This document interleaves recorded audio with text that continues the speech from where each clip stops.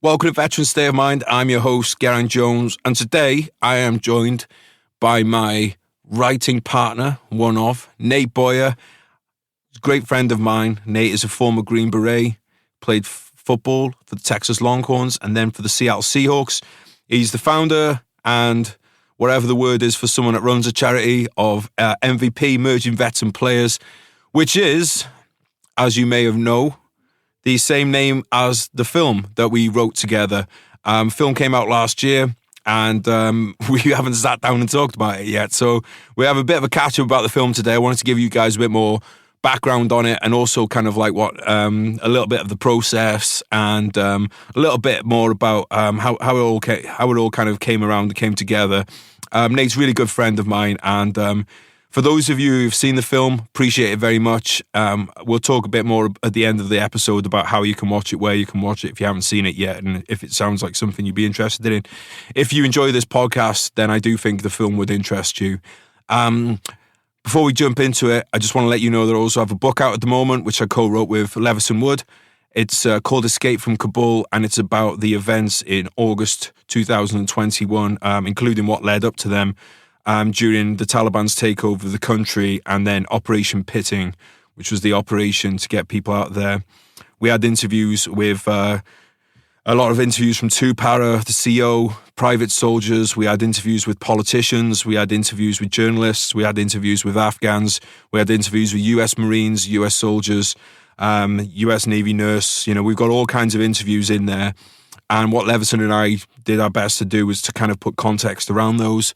But really, it's the story of the people who were on the ground, and the people who went through what was. I mean, we all saw it on the news, but and we, kind of gave us some idea of what was happening there. But it really is, I think, like an unprecedented event in our lifetimes. It was a privilege to cover it, an honor to cover it, and I want to say thank you to everyone who's read it so far, and thank you for your messages about it. It means a lot. So thank you for that. Linked up in the show notes if you like to check it out. Thank you to the Patreons for supporting the podcast. You can do so for as little as £1 a month. If you want to join, you don't get anything special for it, really. You just make the podcast happen. So that is your reward, having a podcast. For those of you who do that, thank you very much. As you can see, we're getting back to more regular episodes after I had to have a bit of a hiatus because we've had a crazy few months with work going on. But thank you guys for waiting through the lull. And we'll be keeping the episodes coming regularly now. So without further ado, please give a very warm welcome to Mr. Nate Boyer. Nate, welcome back to the podcast, brother. It's been a while. How are you doing? I'm good, man. How are you? I'm excellent, man. I'm looking forward to seeing you in a couple of weeks. It's going to be cool. Excellent. Dude, yeah. That was very Bill and Ted's of you. Yeah. Actually, so I actually, I've decided I ordered myself a Wayne's World cap today as well. Oh, that's sick. Because I just thought, I've got the hair now. I thought I'll get the Wayne's World cap, and then that's what I'm going to wear to the screening when we go to the Marine Corps base, because I figure the hierarchy will love Wayne's World cap and long hair. Might give some of them heart attacks. Well, actually, it turned out... I'm all for it. So where are we going to be going? We're going to 2-7, right? Yeah, 2-7, 29 Palms. So if we have any listeners at 29 pounds, please come say hello when we're out there. Mate, let's talk about the movie, man.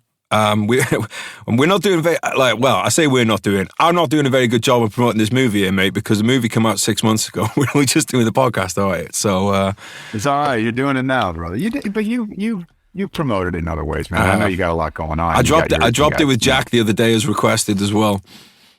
Oh, I appreciate it, dude. Jack's awesome, man. Yeah, he is. We had a great time. That's Jack Carr, for anyone listening. His podcast, Danger Close Podcast, really good. He did an episode with Nate, which was one of the best episodes, honestly, because, it's, Nate, but you did okay, bro. You did okay. Yeah. From an airport, I think it was at LAX. You were. Yeah, it's hard to pin you down, though, mate. You are constantly in motion. I'm starting to think you're a wanted man. Yeah, no, I am. Just not by beautiful women. Just one. Well, I know that's a lie. All right, bro. So let's talk about the movie, man. Let's talk about it from birth to where we're at kind of now with it. So I've kind of mentioned this a little bit before, so I won't go too far into it. But we got introduced by our mutual friend Tim at the Veterans Project, which is awesome if anyone hasn't checked it out. It's included a lot of very handsome men like me, Nate, Rudy Reyes, Paul DeGelder. I think Jesse has been in there too. Jesse Phillips, so basically really, really ruggedly handsome gentlemen on this in this thing. So I think Tim introduced us. And then we did our workout at MVP, which is your organization, your charity. And then we started bouncing some ideas around, and then we got together at Gareth's place up in the hills. We sat down, we worked on the script.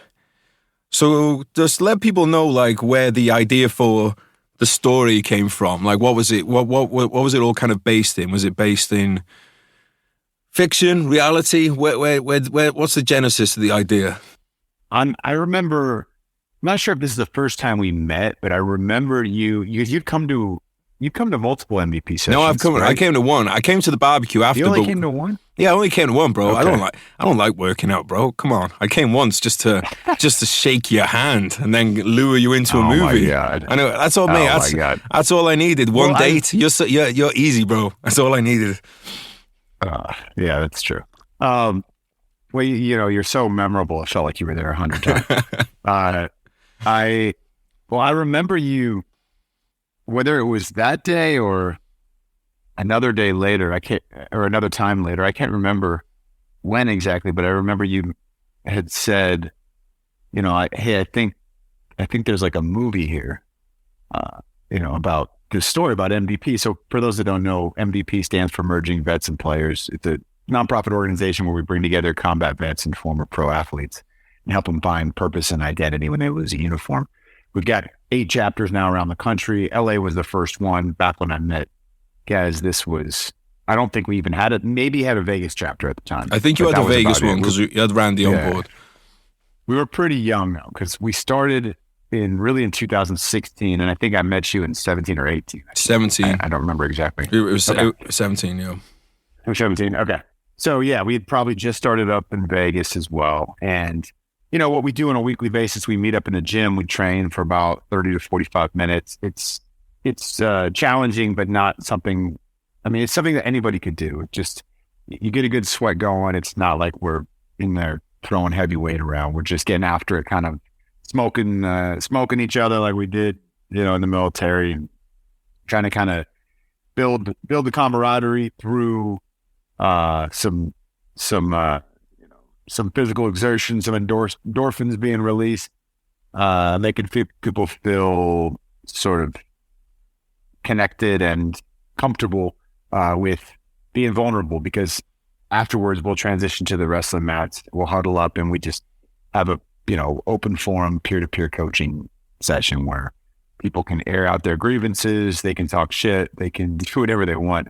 But it's really just about kind of reconnecting the tribe and making sure everyone knows we still have that community and camaraderie, and we're all there to support one another, regardless of what we got going on. So as you mentioned, he came up to a huddle, and then, he followed up and said, I think that there's I think this is like a movie and I was like, it's funny because I had recently, Jay Glazer and I, who I co-founded it with, Jay was a Fox NFL personality for those who don't know, but we had actually taken some meetings, like some pitch meetings with like YouTube and where else did we go?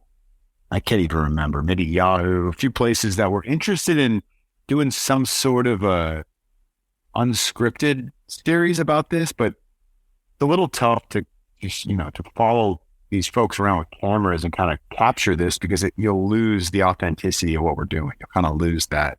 A lot of people aren't going to want to open up. Especially the vets, but athletes too. Like, they're not going to be raw if they've got, a bunch of cameras in their face and they know that this is going to be on the internet or on a streaming platform or something like that.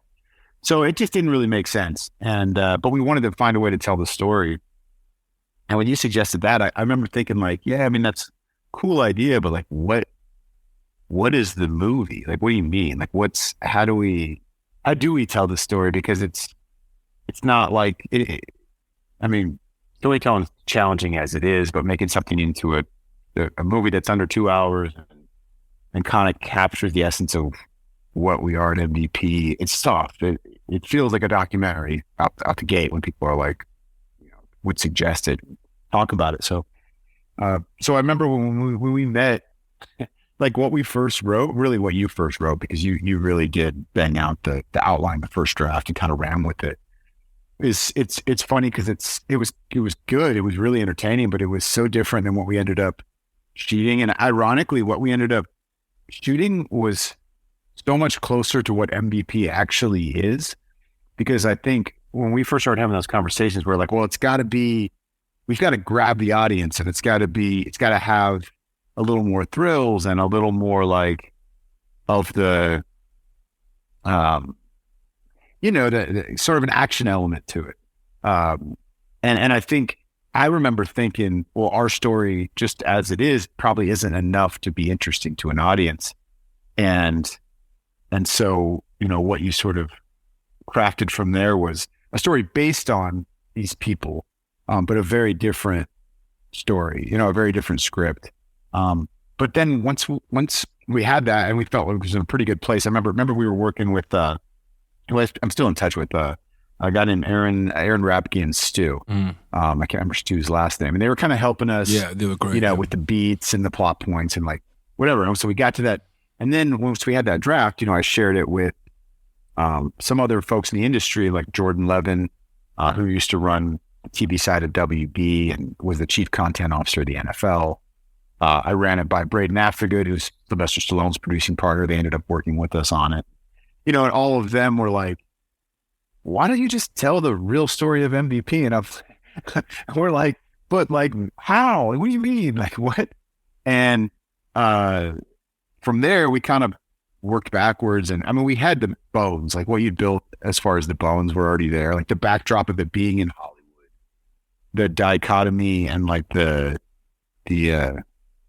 juxtaposition of, this city of glitz and glam and these veterans that are living in this shelter, and then an NFL player who was part of that glitz and glam. And now, he lives in the hills with a family, but he's not part of that show anymore. And he just feels completely empty and sort of lost. And, those two guys having that common connection and bond and coming together, that was all already there. It was just like the other elements that we had to adjust and kind of just go back to really how it all started. So, it's a really long-winded answer, but, that's how it came about. I mean, really, it wouldn't have happened if you hadn't have just approached me and suggested it. I honestly was cutting my teeth as best I could in the film and television world, got some good opportunities and some acting gigs, and did an internship at Film 44, kind of learned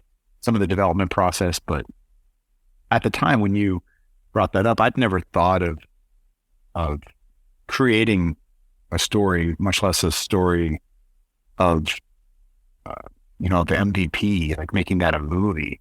But it ended up being not only necessary, I think, but probably the perfect project for me to really start out doing, because I'm so familiar with those two experiences. Yeah, I want to pull a few things out there. So for people obviously know who Sylvester Stallone is, but you'll know Braden Aftergood by his movies, Hell or High Water, which is one of my favorite movies, just absolutely brilliant, and Wind River, like also a brilliant movie. And so it's a funny one because we got the first draft done super quick. But oh my God, we did super quick because Gez wrote a 120-page script in like 2 days. I don't know how you did it, but I'll tell you how I did it, bro. So I've done so Gareth's moved house now. So Gareth and his wife Kat, they live up in or they did at the time, lived up in this amazing hills house, and they'd be good enough to let me stay there. And I'd be sat up in the hills, Hollywood Hills, overlooking LA, and you're surrounded by these beautiful houses next to a swimming pool, and I'm like, I really want one of these. So when you're in that environment, it's very easy to motivate yourself.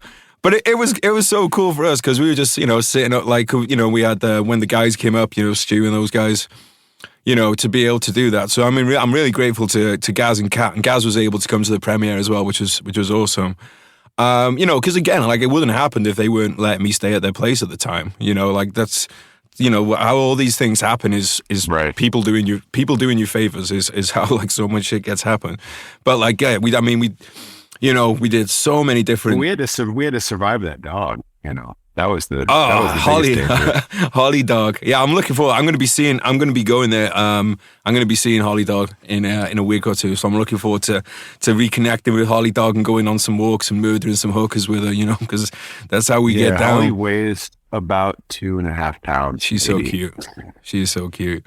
I mean, like, yeah, she's a little munchkin.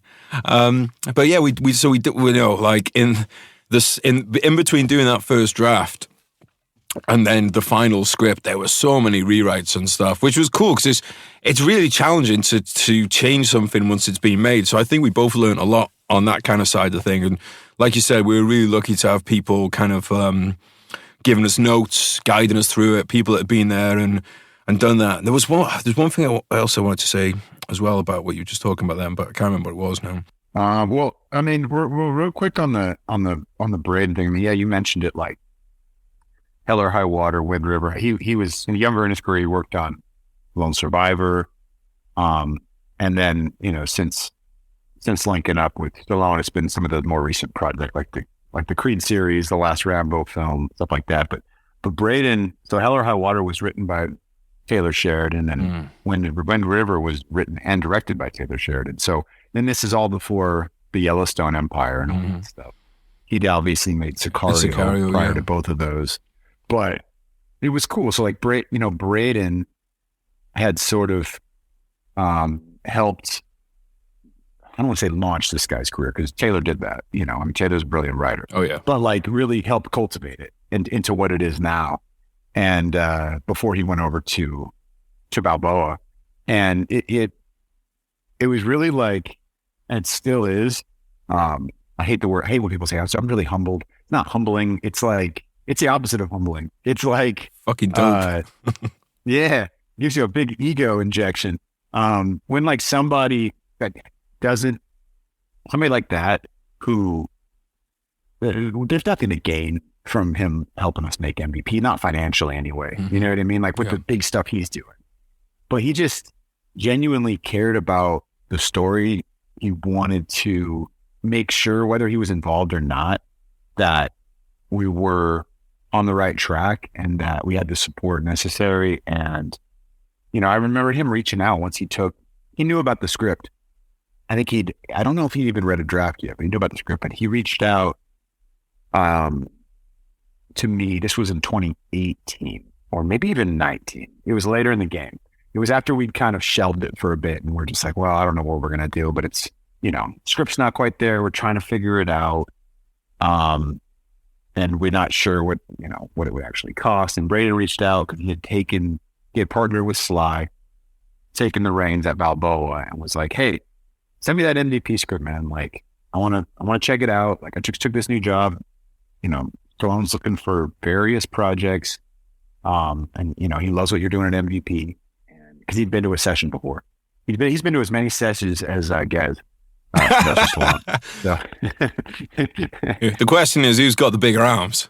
Stallone. Stallone has the bigger arms. Yeah, Stallone. Bigger everything. So he, but yeah, he was like, send me what you got. So he sent it. So that's how that all started when he took that job over there. And then, at the time, originally, like he helped with it. Somebody did him a favor and drew up like an initial budget, and I think it was like $3 or $4 million, initially, because it was like, they were going to try to have more like A-listers in it and do this whole thing. And then,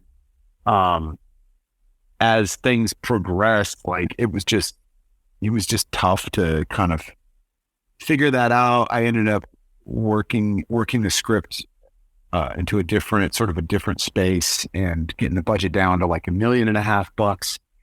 And we were going to start trying to make some attachments and fundraise for that. And then freaking COVID hit. And at that, by that time it was like, well, this thing's never going to happen in my mind.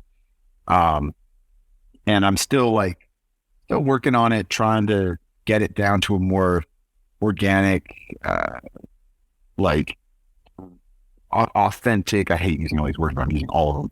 But just like the real story of MVP, how MVP started, which is pretty close. The story we told is pretty close to how it actually started, which is cool. We have composite characters that we built for the two leads, so that it's not, because it's not. We didn't want to tell anybody's actual legit real story, except for some of the actors in it who kind of told their own stories, which are very real. And the basis, the genesis for how MVP started. But like, I didn't want to, we wanted to make sure that this is not the story of X person or Y person. This is the story of this organization. So we kind of, built out those composite characters, especially the Will Phillips character, the NFL player. That's quite an amalgamation of a lot of people. But they're all real people and real stories. So once it got to there, and then COVID hit, and then I found out they were going to shut down that veterans shelter. So tell people about the barracks. Yeah. So, okay. When I got cut from the Seahawks, I moved back to LA. I finished an internship. I finished my master's degree by doing an internship with Peter Berg at Film 44. That's where I met Bret. Peter Berg had directed Lone Survivor and Friday Night Lights and a bunch of other stuff. And I was like, I know I'm interested in the film stuff, but I don't know what I'm going to do exactly. I considered going back to the military. I just wasn't sure. And Jay Glazer, who I'd met, helped train me for that opportunity to get to the NFL, had his gym, Unbreakable Performance Center, which you can also see in the film because we shot on location there. He said, "Hey, let's bring people like vets and athletes together. We'll do this. We'll start this organization. I'm not exactly sure what that's going to look like, but I know these guys have a similar struggle, and you can relate to that locker room on both sides." And I was like, "Yeah, you're absolutely right." Not long after, I get an invite from a guy named Jim Zenner, who was portrayed in the film by Dan Lauria. Dan Lauria is he's a dad in the Wonder Years, kind of famously, but he's been in a lot of stuff. But he's also a Vietnam vet, and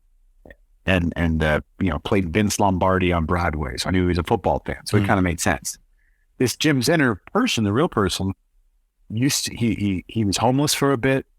He's a veteran. He was homeless for a bit, and eventually dug himself out of that hole. And like, man, I felt like I never had a place to go. There was the VA, yes, but like, I just, that's for a different type of care. And I felt like I needed, for my situation, and everybody's situation is different. I needed some place that felt like a transition house of some type to kind of reacclimate me to society, and he was dealing with addiction issues and some other things, like, kind of a clean living environment. So he started this Hollywood Vet Center, and it had support from the Volunteers of America and the VA. And, he wanted to feel like a barracks. And, so he had reached out to me. We connected. He kind of heard a bit about my story and said, "Hey, you got to come down and check this place out sometime." So I go down to the barracks, and I'm just like blown away because there's like 48 bunks in this place. They're always full. It's all veterans living there, and most of them were combat vets, and most of them were in the infantry. And I was like, this is so crazy that these guys come back after going to war, and then they just don't feel like they can transition and like have a home, and they feel like they're sort of stuck, and they need to. A lot of them came from like tough background and experiences, and they weren't able to move forward. And kind of, I don't know, they like imagine growing up in like a tough neighborhood type situation, no family or minimum contact with your family. When you join the military, you have this brotherhood, you have like all these, structural things set out for you. Even your meals are sort of planned, and, you have a purpose, and you have this uniform and all these things. And then that's all like taken away from you at once, and you go back to your old neighborhood, and now you even feel more of a lack of purpose because you had one, and everyone else there is kind of in the same place. It's just easy to get stuck and sort of get in your own way. And so it happened to a lot of these folks. So I'm like meeting these guys. One of them in particular that I met was a guy named Denver Morris, who helped us really build MVP and is now living in Dallas, running our Dallas chapter and our national outreach manager, which is pretty awesome.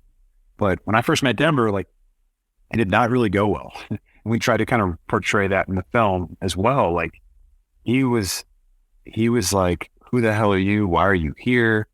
I'm not a charity case. I don't need somebody to come rescue me. And, a lot of pride but at the same time, like, a lot of passion and somebody that did want to move forward and kind of get out of that situation. So after I left, he just kind of stuck in my head, and I was like, I felt guilty. I was like, man, I did. That was kind of, the way I sort of approached that situation. Like, I'm down there doing like a meet and greet, like a visit with these guys. And it's like, they're like, fuck you, dude. Like, who are you? Why are you here? And, so I felt kind of guilty about that. And like, thankfully Denver emailed me the next day. He asked Jim for my contact and shot me a note and just said, he apologized and said, hey man, I'm sorry if I rubbed you the wrong way. Like, I just, kind of dealing with some shit. It was an anniversary of a buddy's death. And, also, like, I just didn't really understand who you were or whatever. And so we ended up getting lunch. And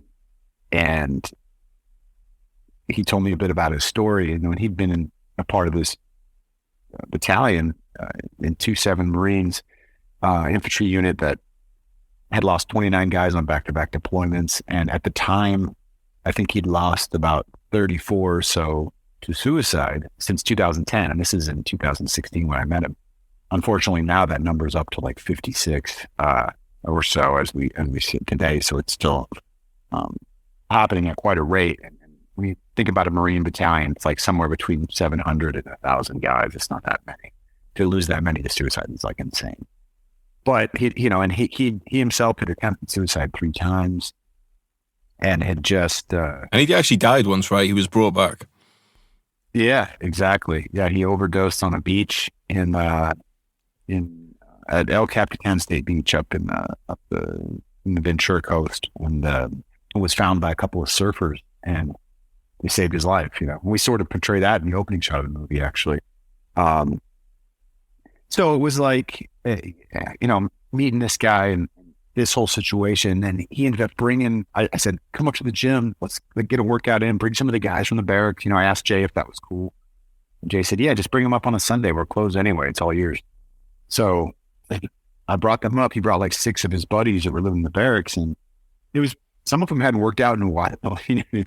So we kind of got after it a little bit. And then afterwards, because we'd all pushed ourselves together.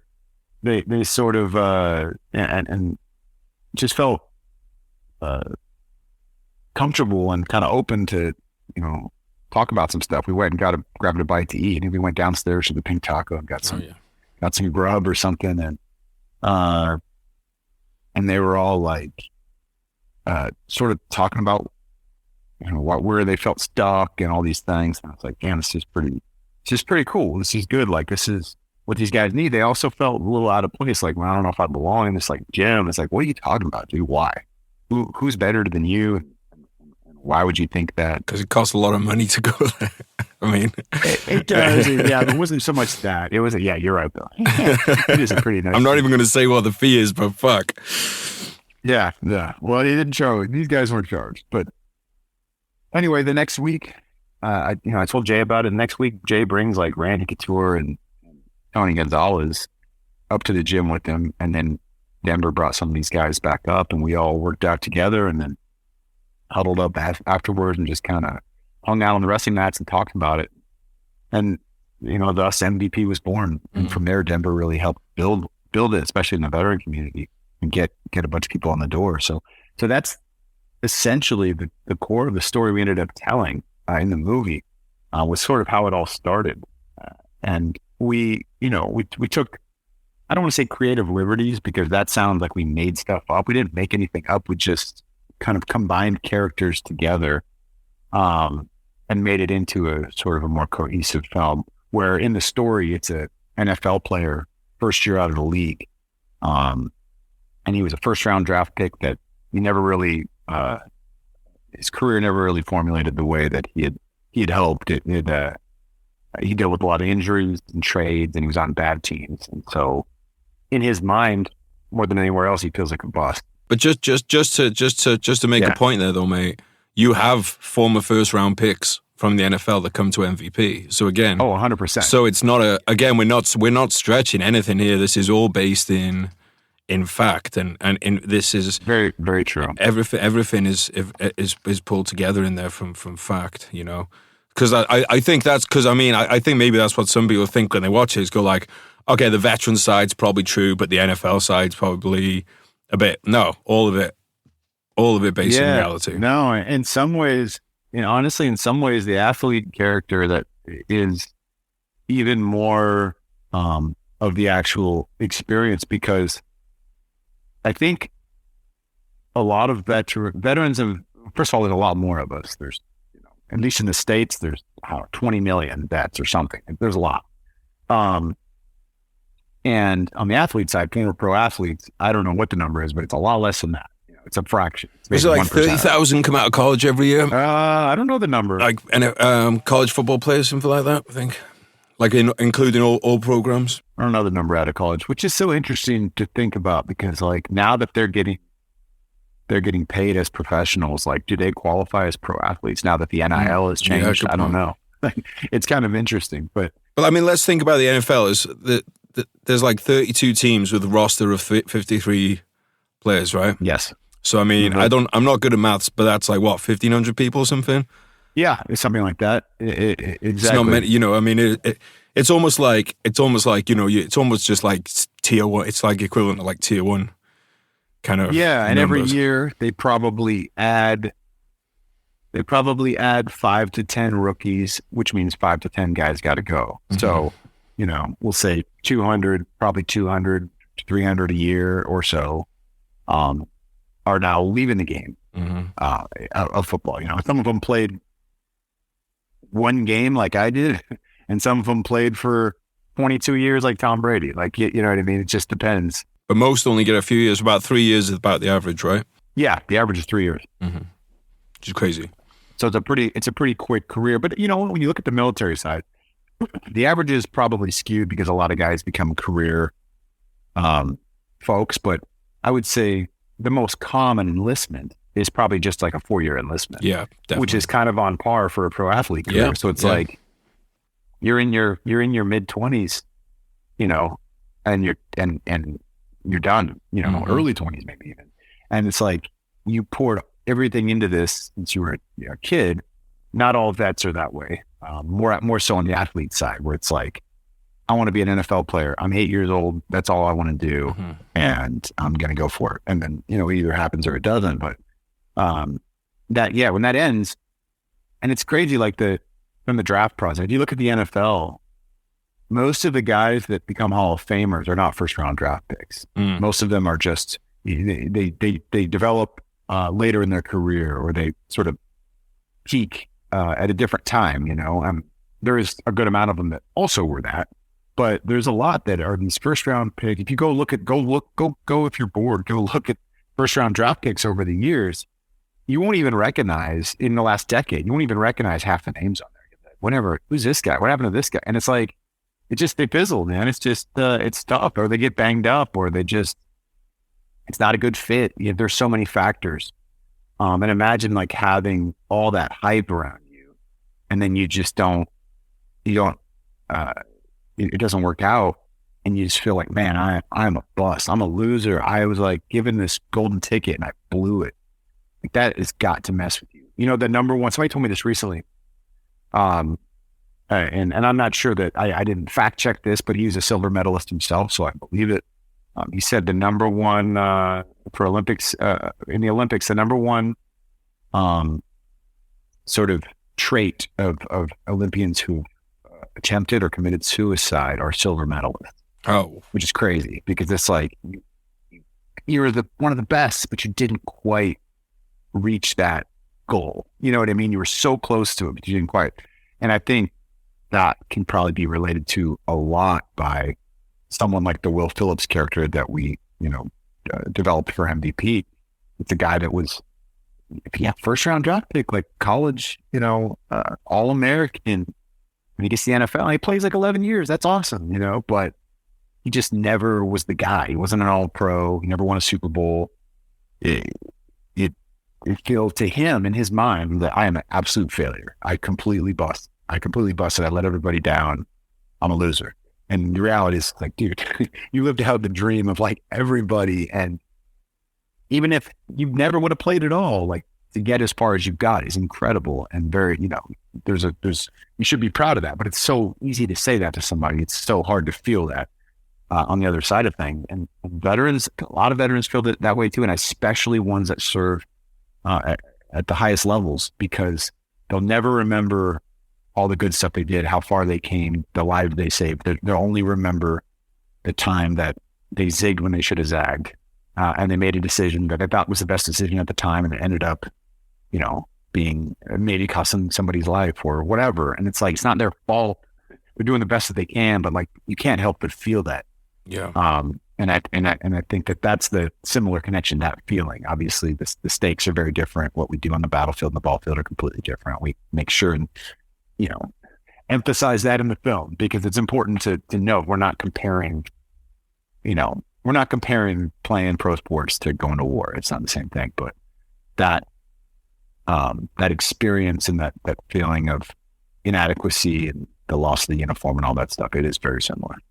You mentioned a couple of names as well. I just want to say this. You mentioned Tony Gonzalez, Hall of Famer, Randy Couture, Hall of Famer. Both those guys are in the movie playing themselves. So that was fucking super cool. What's the... And also real quick, I do want to mention too, Jay Glazer plays himself as well.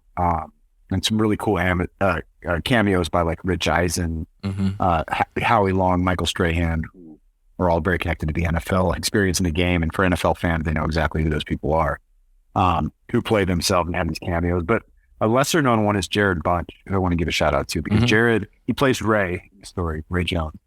Jared was, he was a first round draft pick by the New York Giants. He played fullback at Michigan back when they drafted fullbacks in the first round. Wow. And, that's crazy. And he was a fullback for the Giants. He got hurt in his fourth year. He was rookie of the year for the team in the first year. And he got injured in that first year, a career ending injury. And, this guy went on to, he struggled in a lot of ways and trying to find his footing again. And when I met him, we met him at, Jay had known him for a long time, but when he came into MVP and started becoming a member, like, he was driving Uber and just trying to get by. And it was just like, damn, dude, what? You know what I mean? Like, first round pick. I couldn't even like fathom it, but it's like, it's a thing. And there's there's 1,000 stories like that I've never heard, that I don't know, but it was really special to have him become a part of MVP, help tell our story through the work that he does all the time. I mean, he went on to become a head football coach of a high school here in the Beverly Hills area. Is doing some other things. He'd done a lot of acting in his career, but he plays this role in the film, and it was just like he nailed it. I mean, he was like, he totally understood that experience. He was that guy. And well, I remember having a conversation. We went out for drinks one night because I was kind of asking Jay about some of these guys, and I won't say the names, but some of my favorite players who were like amazing rookies, and then they kind of and then they just kind of like, they have all these off the field issues, and I'm like, what's the issue with them? And he's usually like friends from the past life who are still around. So a lot of these guys come from tough backgrounds. Yeah. And they've still got their friends around. And I think that's something that is different about the military. Because when you go away to the military, you get given this new set of friends that you're around all the time, and you're living in barracks, or you're living in overseas or wherever. So you have that separation. But for a lot of these players, you're in the same country, sometimes even in the same city, and now all of a sudden you've got money. And like, obviously people are not going to want to turn their back on people, but it's been really sad to see. Like, I would say, in fact, I will say the names because all this is on the public record. Like Alden Smith and Josh Gordon, like two absolutely insane, phenomenal talents who, who have both been the MVP. Well, and that's why I'm kind of bringing it up. But, and from everything I've heard, great dudes, but just, unfortunately, and like, you can't hold that against them because, you admire the loyalty to the, people around them and things. I think that is one difference, is that you don't get to have that disassociation when you're in the NFL, that you can't, there's not the clean break that you get like when you go into the military. Yeah, that's true. That's a good point. And these guys, they feel, I think a lot of them feel this responsibility to take care of their community and this loyalty, even if those people have some selfish intentions, those people in their lives, are like, you can't forget about, what about me, man? You can't forget about me. Like, come on, we grew up together or whatever. And it's like, yes, but what have you actually done to help this person through their journey? But they don't care. They're so loyal, and they're just good people, like you said, that they often will make sure to take care of their extended family, very extended at times. I mean, that's what happened to Vince Young, and Vince is he's a Longhorn legend, won the national championship, first round draft. He was the second pick of the draft. He was second place to Reggie Bush in the Heisman voting. Goes to Tennessee Titans. Has a good career. Only played 7 years because he got into some trouble and things kept happening. And he just couldn't. He couldn't get things corrected from the off the field issues. But his overall career winning percentage is 70% or something. He was a very efficient quarterback. But it just those things kept happening, and eventually it was just too much for the organization to want to deal with. And they let him go. And, this is a guy that's got 30 some odd family and friends that he's taken out to dinner and taken care of on, daily basis. And eventually went completely bankrupt, from having this big 8-digit multi-million-dollar contract to not having nothing. And it happens a lot. He's not the only one. It happens a lot. And it's crazy to think about that, because I'm always like, how do you blow through that? But it's you just trust the wrong people, and you let, whether it's investments or whatever. And it's just these people that they don't really care about you like you care about them. And it sucks, man. It's sad because they're good guys, like you said, good hearts, really just good people. And so that's something that is very common in that experience. And we don't really get into any stories like that in the film, because I didn't want it to feel like it was turning into a different story. Well, we wouldn't have had space for it either, because that's a whole film in itself, There is. I think there's actually a doc about it called Bust or something like that, or I can't remember, but there is something. There is a documentary film kind of about that sort of highlights some of those guys that, really fallen from grace and kind of lost everything. So, bro, what stage did you decide to direct the film? In the stage where I realized we had no money to shoot the film. We talked about it for a long time. I'd always had an interest in playing a role, and whether it was going to be, one of the leads or at least one of the strong supporting. I was really interested. I'd had conversations with Adam Devine, who's comedic actor, a really good guy. But he's also, he had an injury when he was 11 years old. He was in a bad car accident. His leg is really messed up. And it literally looks like somebody that maybe stepped on a landmine or something. I was like, damn, dude. And in all the movies that he's in, he's either always wearing pants, or if he has shorts, they'll airbrush it in post, and kind of fix it so you can't see his leg. And I was talking to him about it. I was like, it just made sense. This movie, would you want to just show your leg? We don't have to talk about it. I wouldn't even put dialogue in there about it, but just so someone would understand, oh damn, this guy's been through it. And he was like, yeah, absolutely. But once again, that's a movie with a different budget. Yeah. And once I found out that this shelter was closing down, So the Hollywood Vet Center, I found out in July of 2020 in COVID. After we'd kind of gone through some of those rewrites, we were looking at doing this movie for about $1 million, $1.5 million. I was talking to Adam.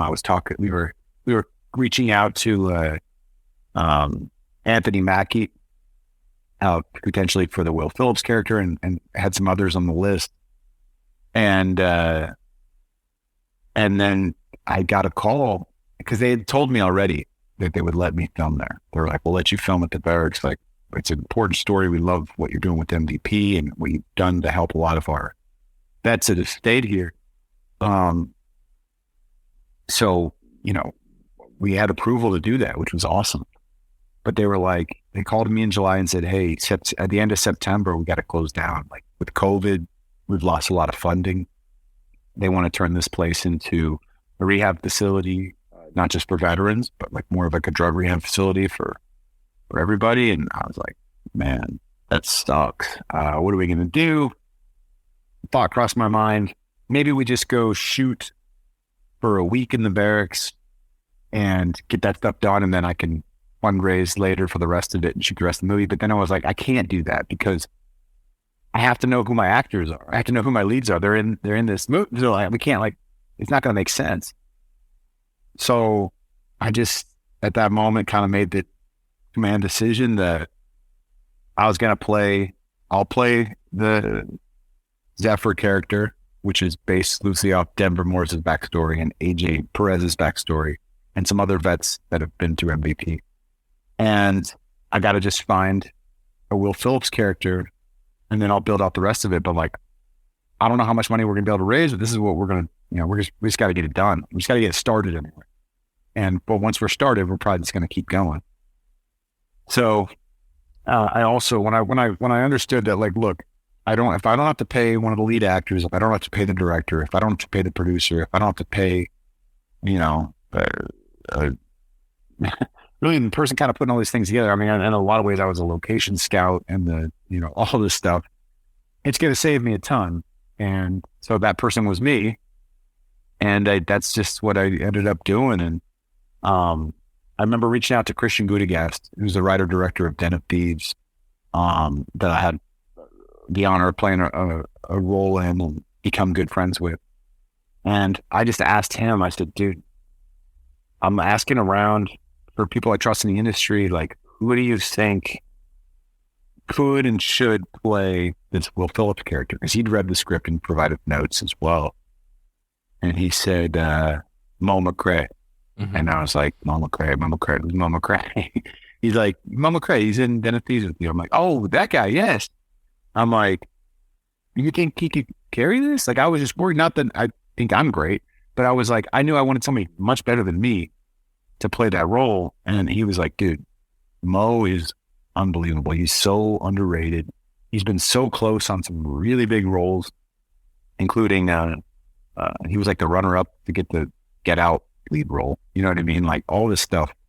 And he said, trust me, just try. He's like, Mo McRae is your guy. He's like, when I read it, I was picturing him and he'll crush it. He looks the part. Oh, he's jacked. Yeah. Super jacked. That was the other thing, dude.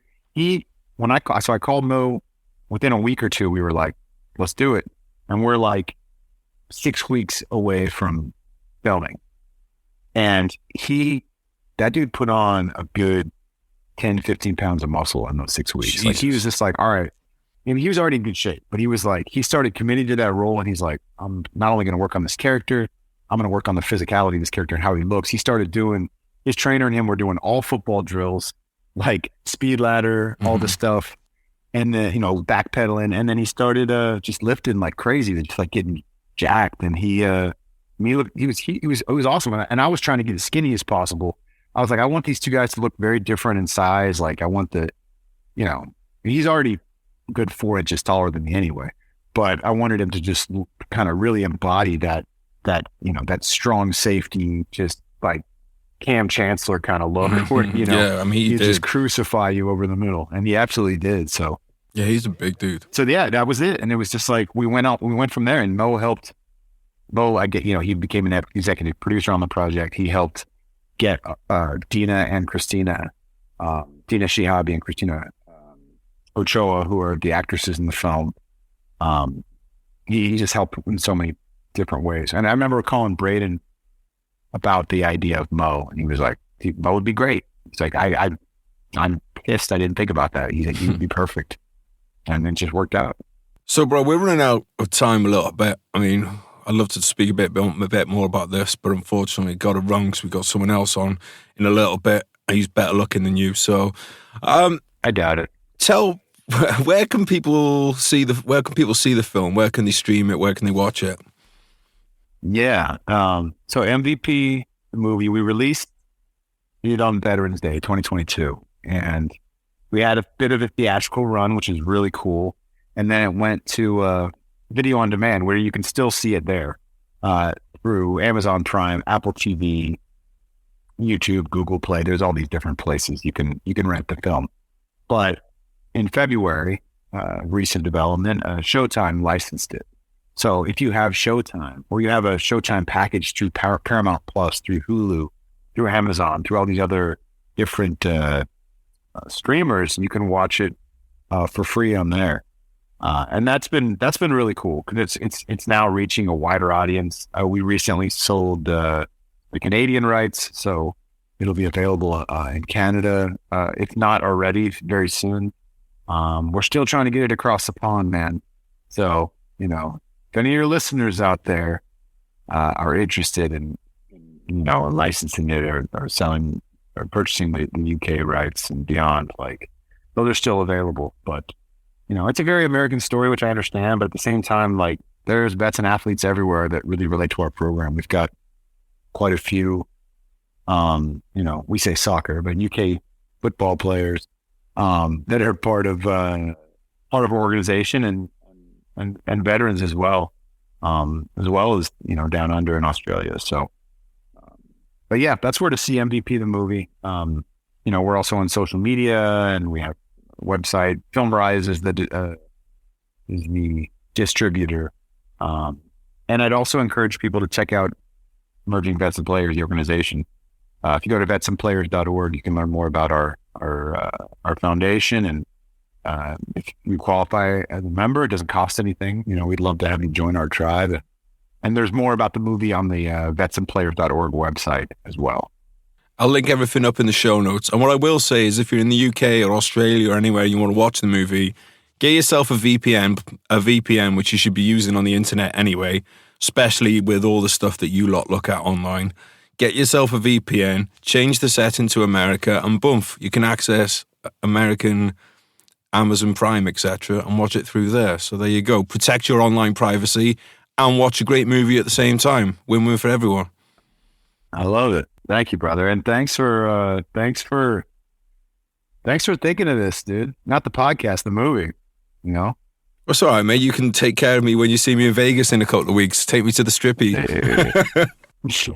Oh God. Yeah, it wouldn't happen without you, bro. But no strippies. Well, team effort, mate, which is what was so cool about it.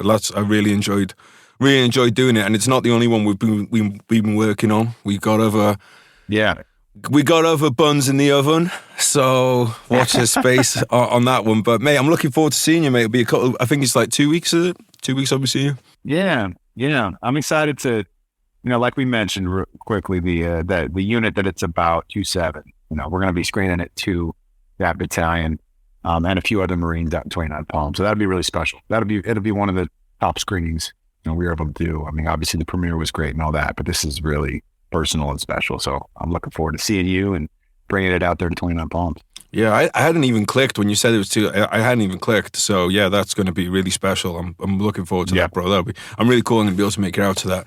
But bro, I'll have to let you go now, mate. I love you. I'll catch you soon, bro. And listeners, catch you next time. We love you. Bye. Love you more.